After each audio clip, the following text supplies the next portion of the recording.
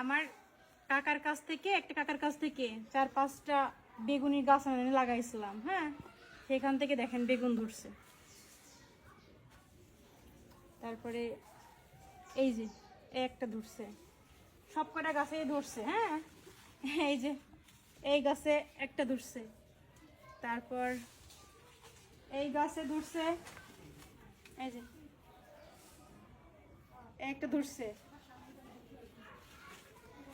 এই যে এই গাছে ধরছে। এখন এই বড় দুইটা আলো ছিঁড়াই নেব, এর দিয়ে আমি চপ চপ করে খাবো। বাবা তো ছিঁড়াও কষ্ট রে, মা গো মা।